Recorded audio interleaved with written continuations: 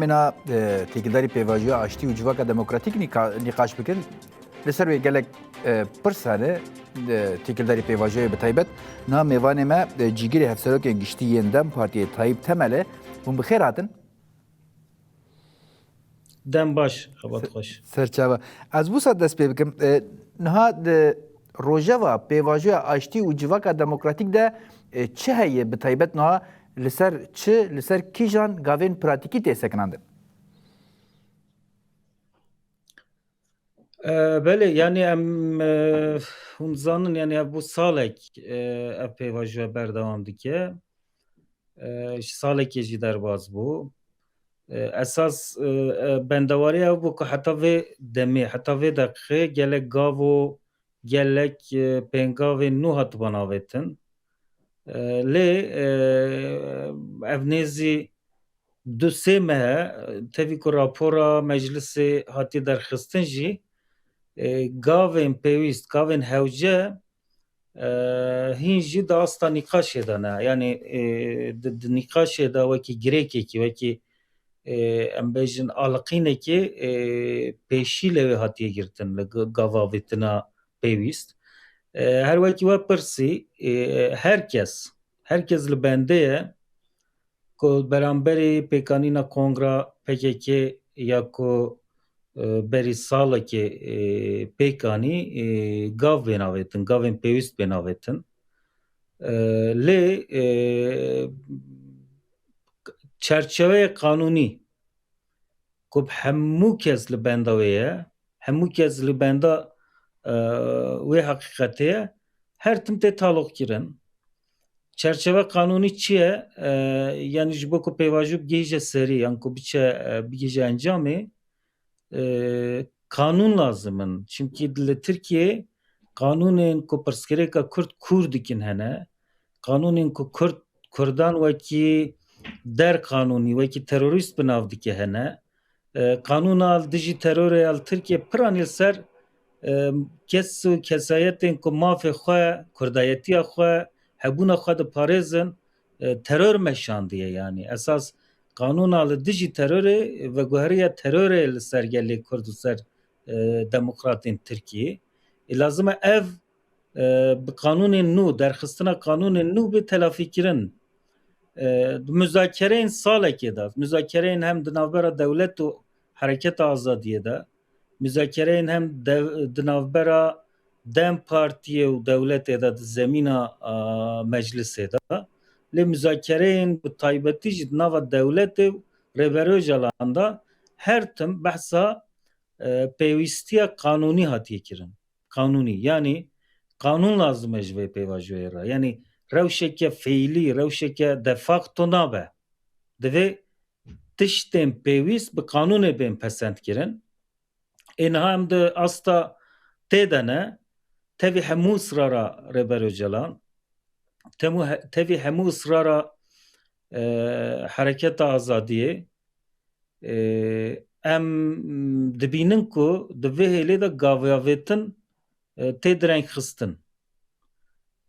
Gav nayavêtin di mijara kanûnî de. Sebebê vê yekî çi ye? Sebebê vê yekî ew e ku desthilatdariya ku niha piraniya kursiyên meclisê dest xwe de digire desthilatdariya AKP ye. Şîrîkê wê jî MHP ye. Yani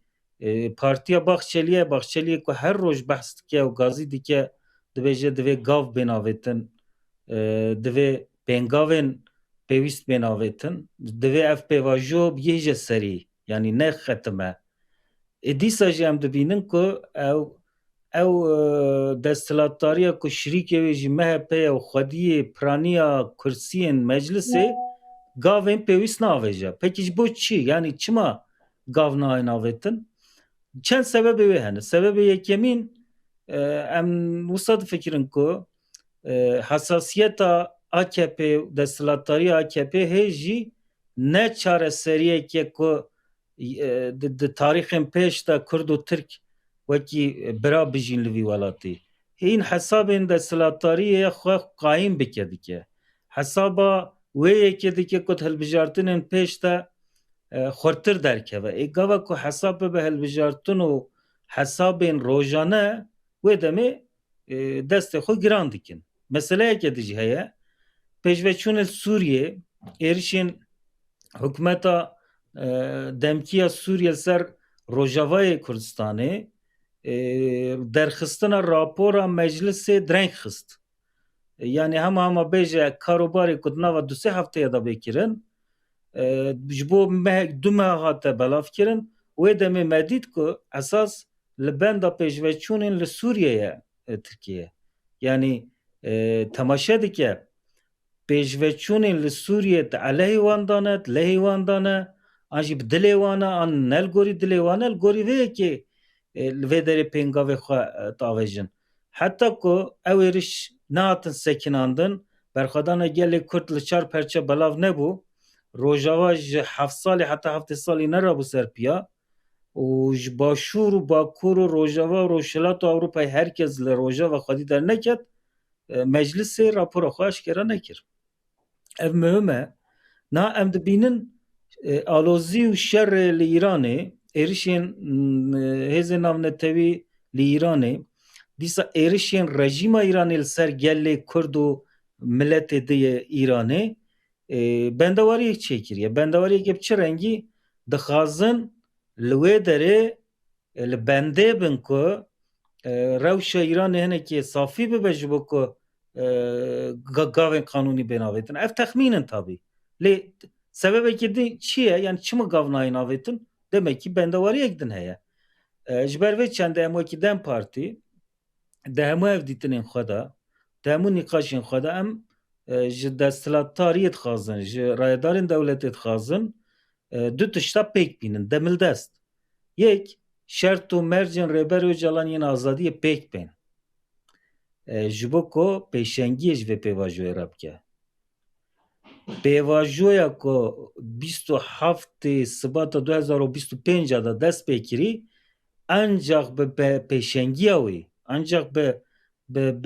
hêza wî, bi quweta wî bigihîje encamê. Lê di rewşa niha da erê carna heyet diçin û tên, erê hevdîtin carna çêdibin li îmraliyê, lê bi giştî zemîna tecrîtê, zemîna îzolasyonê li îmraliyê xilas nebûye. Hêj jî Birêz Öcalan, Rêber Öcalan nikare kî bixwaze gazîkê îmraliyê, nikare kê re bixwaze danûstandin û têkiliyê çêke, nikare ji îmraliyê derkeve. Ev hemû dibe asteng. Ji ber vê yekê yani şertê an jî pêwîst, gavek pêwîst ew e ku Tirkiye kararê bide ku Rêber Öcalan müzakere li ser navê gelê Kurd û li ser navê Hereketa Azadiyê, Tevger Azadiyê Kurdistanê pêk bîne bi dewletê re. Ji xwe müzakere ev saleke hene. Danûstandin hene, dewlet di nava kar da ye,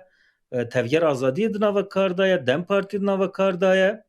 Lê lazim e qanûna vê derkeve. Yani ev meşru bibe. Ev eşkera bibe ji rayê. Divê alî de wekî wek agahî ez van bipirsim ji ber ku yani hem rayedarên dewletê digotin piştî cejna Remezanê gerek qanûn derkevin pişta carkê de devê xwe guhertin yani axaftinê xwe guhertin tiştekî dinê gotin lê wan jî ev digotin şandeya İmraliyê jî behsa dîrokekê kir bi taybet behsa meha Nîsanê kir divê derbarê de gelo ev agahî berdestê we hene yani tu reşnivîsa qanûnê gihîştî İmraliyê jariyê Rêber Apo ve hatî dîtin yani xebatek vî rengî heyî gelo niha ez eşkera bêjim wekî we gotî yani di ew bendewariyek heye li İmraliyê niha Rêber Öcalan li bendê ku reşnivîsek yan jî çerçeveyek ye giştî ya qanûna ku bê derxistin bigîje destê wî. Nîqaş bike li ser bifikire li ser nêrînên xwe bêje. Heta niha agahiyekî wisa destê me de nîne ku ewekî em bêjin pêşnûmeyekê an jî reşnivîsekê li ser qanûna ku derkeve ji bo pêvajoyê gihîşt be destê Rêber Öcalan. Ji xwe tiştê ku em bizanin ev e desthilatdarî dibêje karobarekî yani li ser xebatek heye her partî jî li ser peşnumaya xwe reşnivîza xwe xebatekê dike. Numan Kurtulmuş Serokê Meclisa Tirkiye berî çend roja got em ê hema gazîkên partiya Bilayê wê xwe bînin, yanî reşnivîsê xwe bînin ku em kanûnekê çerçeveyekê kanûnê ya hevbeş derxînin. Ev tiştê esas çi ye? Destpêkê heta niha me got. Yê ku vê kanûnê nas bike û qebûl bike PKK'ya yani PKK'ya xwe feskirî ankor tevgera azadiyê ye û Rêber Öcalan. Ji ber vê yekê Yani pêwîst xebatek vî e rengî a kanûnê heye niha halê heyî beriya Meclîsa Tirkiye bê yanî qepatkirin? her yek ji hêla xwe ve wî tiştî dibêje. Dibêje me amadekarî heye. Lê hê jî kesê amadekariya xwe eşkere nekiriye. Em jî wekî Dem Partî li ser evekê çerçeveyekê dixebitin. Lê ya mühim çi ye? Ya mühim ew e di mildest çerçeveyeke hevbeş çê bibe bê meclisê, meclis sernîqaş bike, Rêber Öcalan fikrê xwe bêje, tevgera azadiyê nêrînên xwe bêje ji bo ku kanûn têrê bike, yani kanûn kêmasî û xeletî dernekeve. Heger kanûnekê kêm û qels derket,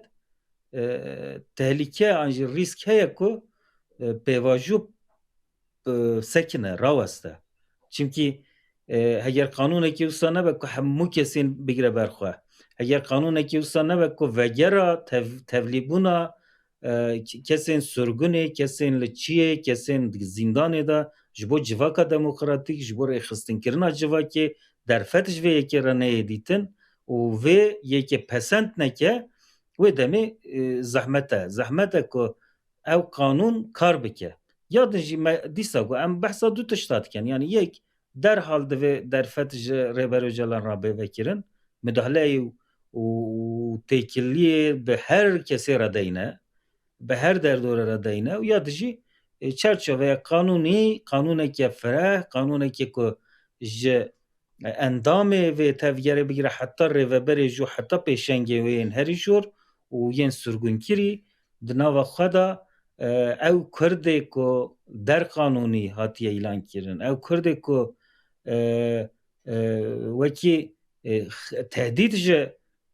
yani ew şoreşkerên ku wekî tehdît ji vî welatî re hatine diyar kirin û îlan kirin, vegerin welatê xwe. Yani vegera mezin pêk bê. Em vî tiştî dixwazin. Baş e yani wek ji bo Rêbera Pol li İmraliyê behsa çêkirina ciyekî dihat kirin bi vî rengî teyîsî di ragihandinê de jî têkildarî vê çi agahî li ber destê we hene? Gelo Rêbera Pol derbasî wir bûye yan jî ji derve tu kesî derbasî giravê bûye yan jî wê derê bûye hene têkildarî vê çi agahî li ber destê we yî têkildarî statûya Rêbera Pol? Yani tiştê em dizanin Zekî Bayhan ji giravê ji bo tedawiyê derketibû, ew dîsa vegeriya giravê berî du sê roja. Xanî an jî mal an jî em bêjin avahî meseleyekê dine. Yani di wê de jî mesele diveguherînin meseleyekê her wekî magazînel tiştekî wisa na. Mesela Rêber Öcalan di hevdîtina dûmahiyê de jî got pêwîstiya me bi zindanekê modern nîne. Pêwîstiya me bi em bêjin zindaneke nû ya ku em bêjin konfor û rehetî têda nîne. Ez li dû rehetiyê jî nînim wekî şexs dibêje. Ez dixwazim têkiliya me bi derve re çêbe, em vê pêvajoyê bibin serî, em pêşiyê li şer bigirin, pêşiyê li kuştin û qirkirinê bigirin, em du gel, sê gel, çend gel li Tirkiye bijîn em wekî bira bi hev re bijîn derfetê wê yekê çêkin ji bo vê yekê derfet dixwazim. Eger ji bo min girînîne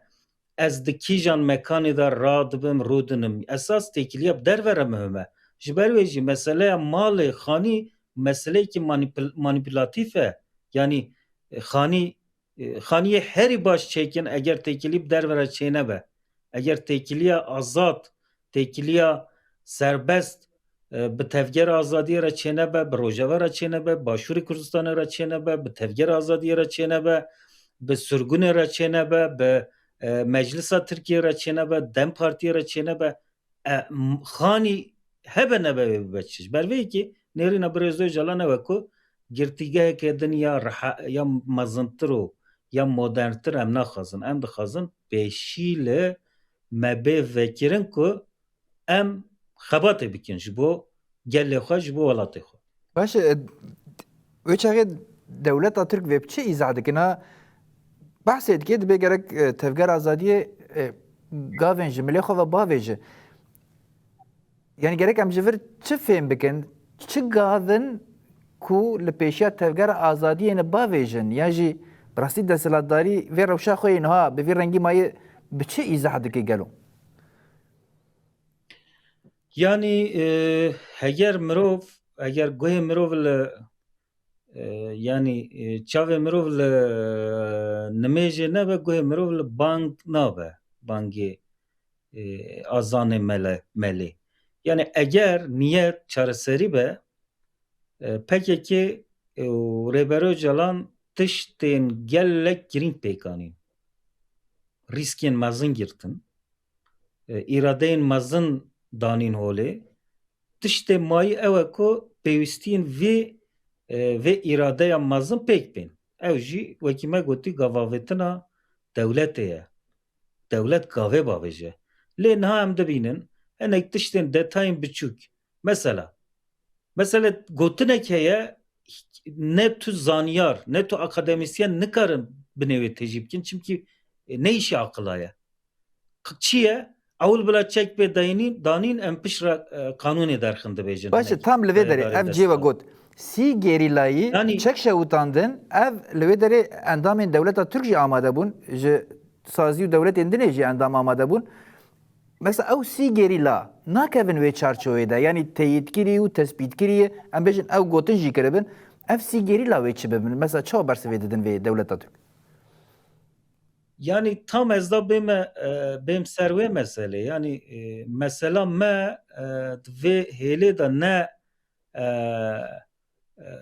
teyit û tespît û tiştê diye ew demagoji ye yani mesela kî dê çeka xwe deyne ku kanûn hîn derneketî wêl ku kom be hûn dibînin rojhilata navîn di bin topebaranê de ye şer û pevçûn e ji bo hemû hêzên eskerî û siyasî îtimala xetera mezin heye ê di vê çerçovê de yanî we jî got sih kesa çek şewitandin pekî çon ku li kî derê ne hîn jî li baregehên xwe ne çimkî ne deverek heye ku têda parastî bin ne jî kanûnek heye ku vegerin ser axa xebatên siyasî bimeşînin ji ber vê yekê yani ev hincetên direngxistinê ne hincetên gavneavêtinê ne em vî tiştî baş zanin ji ber wê yani ez qet û qet ew ê rast nabînin em wekî Dem Partî rast nabînin nizanim ewl bila çek bên danîn paşê bila kanûn derkeve an jî bila ewl bê tespîtkirin teyîtkirin ku çek danîne paşê em ê dest bi nîqaşa kanûnê kirin heger çek hatin danîn heger tespît û teyît hate kirin tu kanûnê ji bo çi derdixî yani ewl ku ne ew însan wê vegerin ku şer û pevçûn û çek û sîlah wê çawa ji devrê derkevin ji ber vê yekê ev gotinên neîşî aqilan e yani tu ji ramyarekê dipirsî metodolojî dibêje şaş e yani her wekî çi her wekî mirov erebeya ku bê kîşandin deyne pêşiya hespê ew erebe ku tu hespê ve girê de û hesp li dû xwe bikişîne tu hesp danî pişt erebê ev heta ku mirov pêlekanekê pêlê neke ber bi jor neçe mirov nikare bigihîje siyaserî ev tiştên şaşin xeletin hincetin em nîqaşa vê jî dikin hevdîtinên me yên bi desthilatdariyê re yên partiya me yên heyetên me berdewam e ısrara me ya bi domandina müzakere nav tevger azadiyê û dewletê re jî heye em ısrar dikin lazim e dewlet û pekeke dewlet û Rêbero Calan hevdîtinan di çerçoveya درخستنا قانونی و دوره درخستنا چکان دا بدومینن او هفدیتن نسکنینش خواه بردوامن لی دمها گلانه دا دست پیکا مها گلانه دا ام لبنده نکو هنک هفدیتنین قریتیک پیک بین هیویا ماوه بندواریا ماوه و پیواجویا کو آلقیه yani sekiniye beherke berbe peşveçonin tarihi diruki nüve. باش از ویژ جوا پرسمنا و دستیک تیوی دا جی آخفین لسر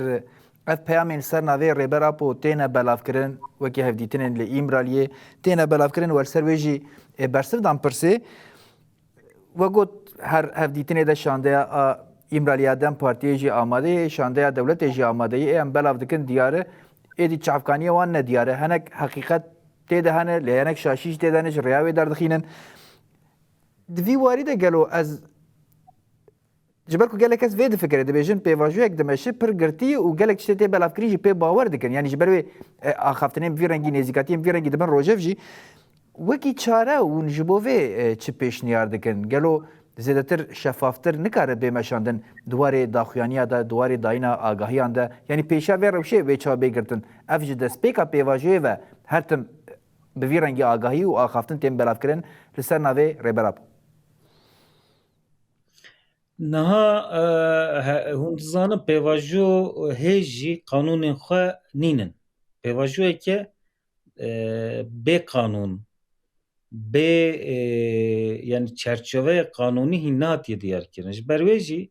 gelek tişte de facto hene yani hevditin hene be hareket azadiye hevditin hene be reber rapora hevditin hene be sazî û dezgehên devletê ra û piralî hevdîtin hene bi rêveberiya Rojava ra lê evana hemû mirov dikare bêje di çarçoveyekî qanûnî kanûna çareseriyê kanûna pêvajoya çareseriyê ji ber ku derneketiye elbette nek tişt ji ber ewlehiya pêvajoyê neçar e hinekî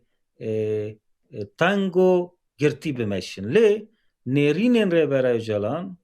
ji bo raya giştî vekirî ne yani heyeta me kengî diçe hevdîtinê qismekî hevdîtinê li ser müzakereyan e müzakereyên ku bên kirin qismekî hevdîtinê jî li ser wê yekê gava heyeta me derket derve wê ji xelkê ra ji gel re çi bêje evê jî bi Rêber Öcalan ra nîqaş dike bi du renga peyam tên dayîn yek heyet daxuyaniyekî resmî ya fermî dide dibêje ev nêrînên vê hevdîtinê ne yên Birêz Öcalan ji bo gel wekî di jî sê endamên heyeta me hene yekûyê ku ji raya giştî re peyam didin peyamên yani milaqat didin hevpeyvînê dikin carna ji nûçegihanan ra xeber didin bernamî televizyona da taxivin va agahiya belav dikin yani tiştê ku pêwîst e ji civakê ra xelkê ra bê gotin elbet bê ku zirar ji pêvajoyê re bê dayîn tê belav kirin lê ev hinek malper û hinek derdorên ku notên hevdîtinê belav dikin bi rastî jî ev nêzî salek em hewl didin fêm bikin lê piraliye di nava hevdîtinan da her tim dewlet amade ye di nava hevdîtinê da yani hevdîtin têbiniyên wên tên girtin nêrînên cudayên yani fikr û ramanên cuda hene nava dewletê da lê ez dikarim bêjim nêrînên Rêber Öcalan ji xelkê ra ji gel ra heyeta me qerara wê yekê da partiyê jî yani çimkî heyeta partiyê ye ya Dem Partiyê qerar da ku heta ji destê we bê hevdîtin û nêrîn û hizr û ramanên Rêber Öcalan di demê xwe da di wextê xwe da belav bikin ji ber wê yekî êdî ji niha pê ve eger hevdîtin pêk hatin tiştek wê ji wan kesara nemînin yên ku hinek rastî hinek jî derew hinek xeletî hinek jî tiştê heqîqet di nava hevdû da têk vedide û belav dike seriyê gel seriyê hinek derdora tevlîhev dike hinek derdora tarîk dike em ê destûrê nedin vê yekê yani her wekî we gotî pirsa we ew e ku çareseriya ve yekîçiya çareseriya ew ku nêrînên hakîqî yên rast yên ku rêbera xwe dixwaze bigê ji civakê wê heyeta me bê minaqeşe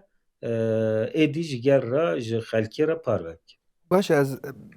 vê jî bipirsim yani nîqaş gelek hene pêvajo sekîniyê pêvajo xitimiyê ji we jî hat pirsîn em ê çawa bizanin pêvajo bi rastî xitimiyê yan xerabûyê yanî têkildarî vê hûn dikarin çi me re bêjin yanî nîşaneya vê wê çi be ji bo her tim ev nîqaş dubare nebin.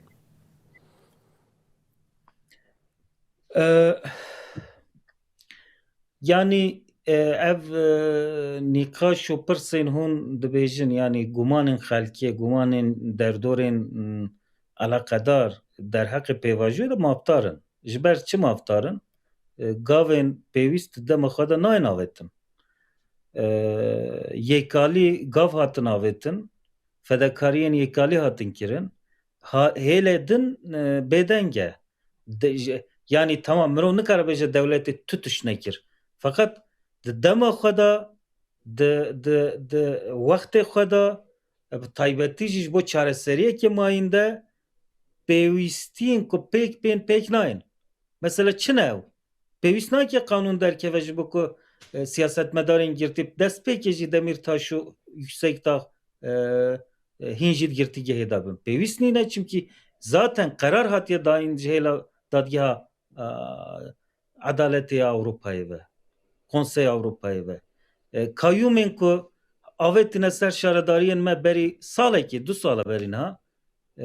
li benda qanûnê nînin yani Wezareta Karê hundir dikare yek şevê yek qerarê çawa dest danî ser destê xwe jê bikişîne. Nexweşên girtî hene em bêjin rojnameger û rewşenbîrên tên darizandin hene lazim ev bên berdan. Ji bo vê yekî qanûn nehewce. Demek ki pêvajo xetimiye an nexetimiye li hêlekê ev pirs li hêlekê lê tiştên ku dibin tiştê ku diqewimin ew tiştîn yên ku gumanê zêde dikin şûpa zêde dikin. Ji ber wê yekê ez dikarim wiha bêjim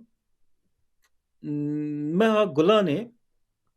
destpêka meha Gulanê heta dûmahiya Gulanê demekî qirîtîk e. Divê gavên girîng bên avêtin, nîqaşên girîng bên kirin, têkilî û hevdîtin û temasên qirîtîk bên kirin ji bo ku pêvajo pêşî lê vebibe. Yani pêvajo nexetimiye. Ez dîsa dubare dibêjim. Pêvajo nexetimiye, pêvajo têk neçûye lê aliqiye, di gavan da aliqiye, gavavêtinan da aliqiye. Alî li benda hev dû dimînin nabe. Herkes jî li benda dewletê ye. Em jî li benda dewletê ne ku gav bavêjin. Baş. Baş herî davî yani em vê xelas kin. Erê divir de girêkek heye we axaftina xwe Stêk TV de jî got lazim ev girêk em vekin jî we got divir de girêk hene. Yani em hemû vê girêkê dibînin. û her em dibêjin dor a dewletê gerek dewletê dî gava bavêje ev ê çawa bibe. Wek pirsa herî davî. Yani ez em li bendê ne em bihîvîne Dem Partî wê diva çend rojên pêş de vê heftiya pêş de gelek hevdîtinên mihim bike hem ji bi desthilatdariyê yani bi iktidarê re hem jî bi muxalefetê re bi saziyên dewletê re. Paşê jî em li bendê ne em ku hem serdana Rêber Öcalan çêbibe hem jî çerçeveya qanûnê êdî kiş bibe, zelal bibe. Gava ku ev nîqaş dest pê kirin ki em li bendê ne dest pê bike, lazim e dest pê bike. Wê demê em ê bibînin ku ji her hêlê ve hîvî ji bo çareseriyê eger qanûn rast derkeve, durust derkeve, astengî lê jê re neyê derxistin wê hîviyê çareseriyê û hêviya encama pêvajoya pozitif zêdetir bibe. Em li benda wê yekê ne. Baş. Hêvî ne yani em.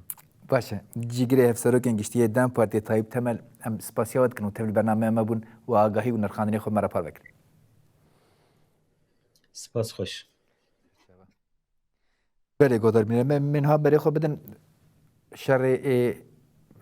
Lübnan û İsraîlê yê girêdayî şerê dîsa ایران و امریکا و اسرائیل درکت بو هنک پیشکتن هنه برای لبنان و اسرائیل ده اگر بس که ده روزان هات با اعلان کردن نه ترامپ دیسا راگاند شانده اسرائیل و لبنان جراد یمین هفته دیتن ترامپ راگهاند آگاهی تکیلداری وی گو 3 هفته دنیا اما اگر بس دریج دکن لیدور دو کی پرسکریک حزب الله نشانده ایریشن اسرائیل جی بردوامن به طیبت لدیجی باشور لبنانی من ها روشا داوی لگل میوان خو عبدالسلام احمد نونر رهبری خو سر لبنانی نقاش بکن خیراتنه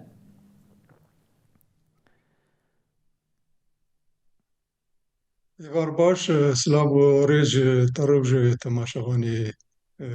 رونای تیویر سرچاوانا وجه دشوپینن شانده لبنانی و اسرائیل پشتی دمک دریج هفدو دبینن ها اگر بس جیتین راگهاندن اف روش اون بچه آوایی دنرخینن یعنی اف هفدیتن دنابرا هر دو آلیان ده دیسا اف اگر بس تیر راگهاندن پیامن تکیلداری وانتین داین اون بچه آوایی دنرخینن اون وی دوی شری در لکودری بجی دکن لوی شری ایل دیجی ایرانی تیم شاندن ده جالیه امریکا و اسرائیل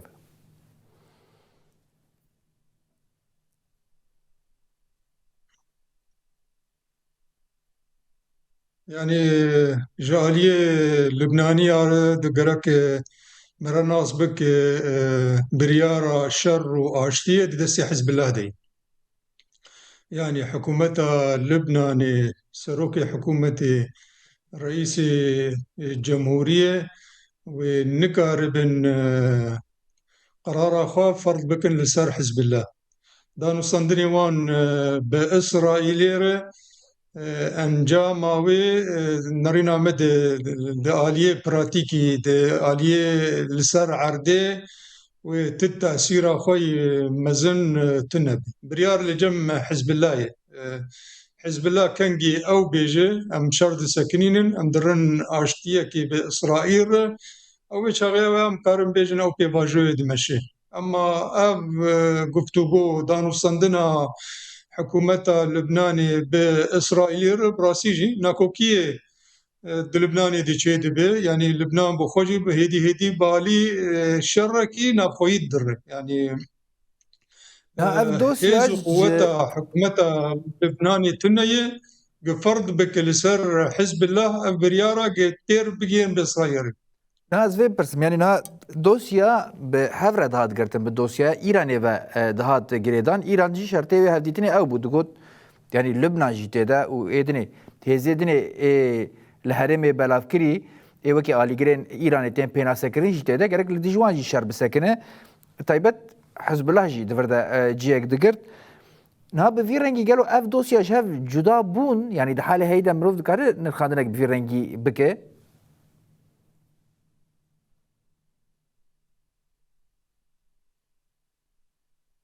او دوسيا بخوش هفدو جودا نابي يعني ابا نبا شارتي حزب الله يرو وك فيلق كيج فيلق قدس تيديتن وابا اشكري يعني حزب الله لقور برجواندي وبريارة إيراني دكافي حركيتن بيقومان لبناني يرو جيبي دبيجن يعني تشب برجواندي مد مثلا شر وبابتوني بإسرائيل رأي يعني يرو شركة ما بين أمريكانا وإيران دي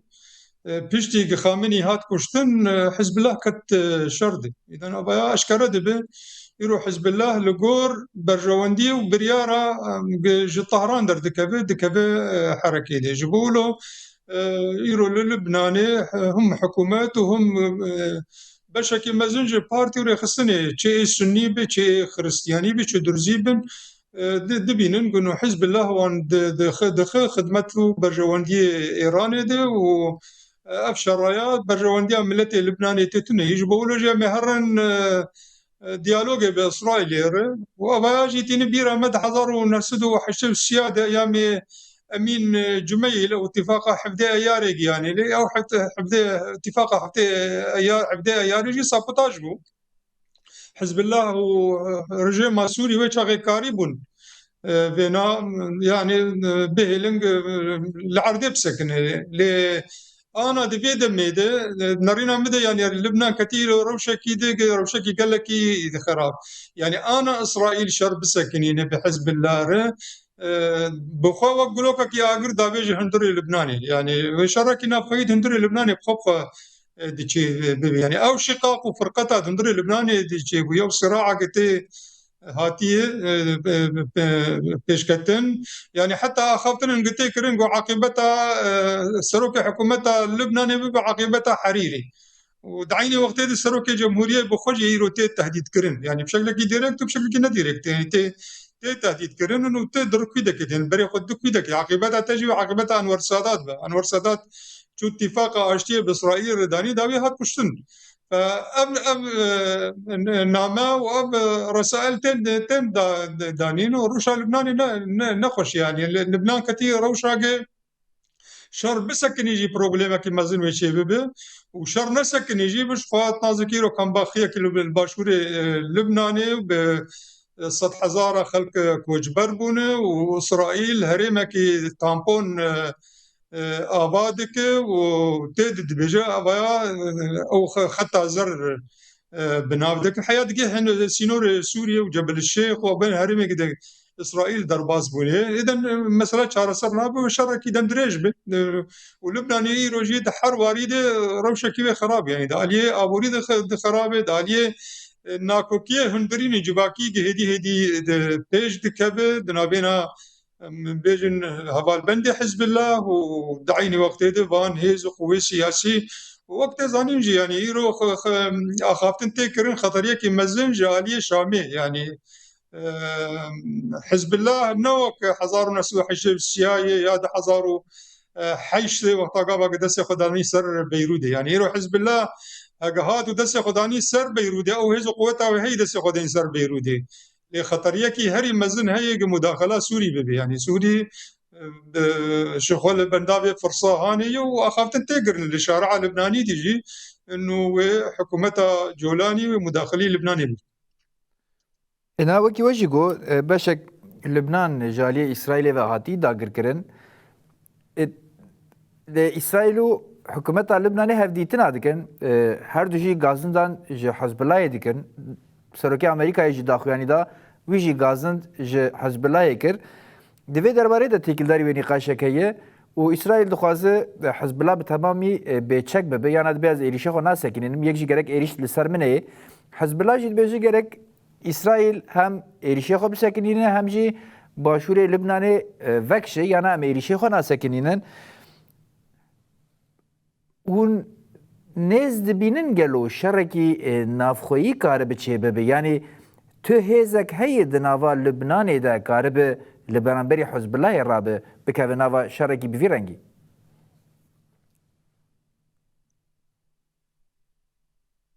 يعني وك تزانين صالح 1961 وضد جيش إسرائيلي وقت قاوك فلسطينيار شردكر درباسي بيروت يبو فلسطيني وقيادة ياسر عرفات مجبور كرج بار بكن وهرن تونسي أنا أو هيز قوتها كارب حزب الله جكو كده راكوي مجبور بك سلاحي خوا دين تني يعني نا هيزا جيش لبناني أو هيزا تني قارب سلاحي حزب الله دس بقرش فاق هر شركي بحزب الله ببيرنجي هاني أم درن دكبن شركي نافقي يعني وقت زانين جيش لبناني تشل صدي جي شيعة تشل صدي ديجي سنين بيسيدن درزي وكريستيان يعني جيشكي نهب قرتي جيشكي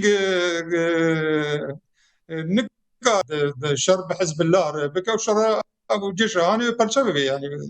شخو او امكاناتي وانتن يراسي جيبي سلاح حزب الله لي آدن فلسطيني رو مخيمات الفلسطينية جي تبجي واني يعني سلاحي وانده دست وانده يعني بري صالك هولدان هبونج هن المخيمات سلاحي وان دست وان بقرن لجيش اللبناني نكاريبو يعني نكاريب جيش سلاح فلسطينية جوان بستينه يعني او امكانات راسيتنا الا هك مداخلات دوليه شيء ببي يعني جيشك دبن بندي حفتا بي بريارك دالينا من تويدي بي بيدان هيزكي دولي بدرباز بزور سلاح حزب الله جدس بدرخه يان وسلاح حزب الله بيجي سلاح باز داناينه متدبي داناينه ومسألة دوسية جريداي بمسألة إيراني بي يعني راس ناي بشارتن يعني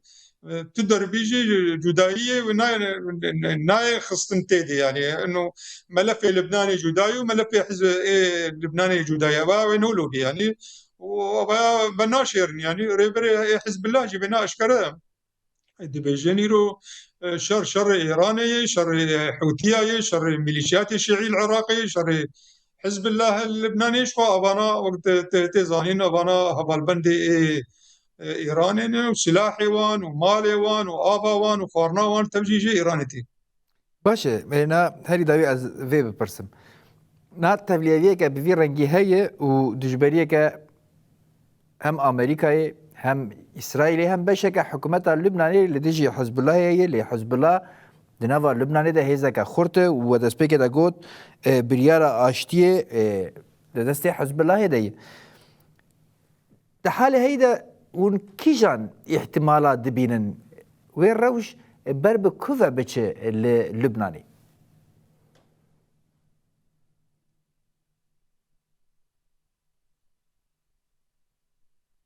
يعني باقري داي اتفاقات ما بين أمريكا وإيران دي يعني بيجن تشبر ياري بريارة الباكستاني بيجين هاف وهذا اتفاقك شيء بدنا بين إيران وأمريكا هذا ممكن تأثيراته للبنان يبو ترتيبك بين دان لبنان يعني يعني هم كارن بيجن حلكي شار سركرنكي قشتي بكرين اما جنوب دي بيشتي طوفان اقصى و تيار يميني نتنياهو بتايبت مثلا به حزب الله سلاحي ويد دست ويد بود بنچنگي ويد داليه ديجي مثلا يرو تيزانين للشامي يرو هيزكي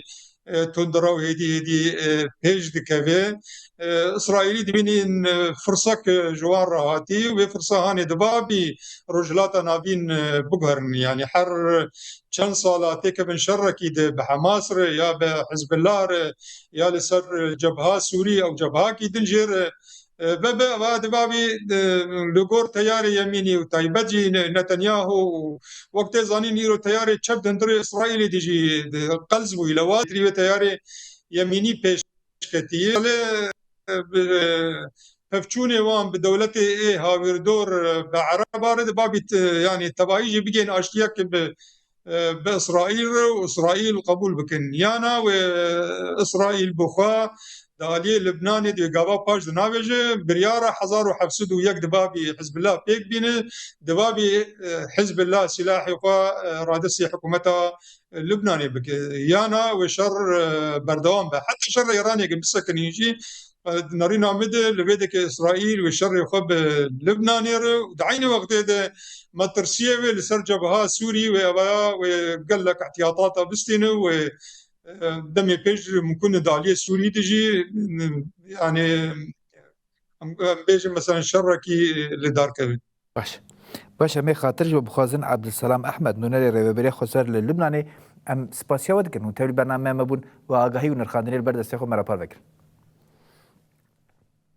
سپاس جوارجي سلاوريس بله گودار بینرم من بیشتن داوی برنامه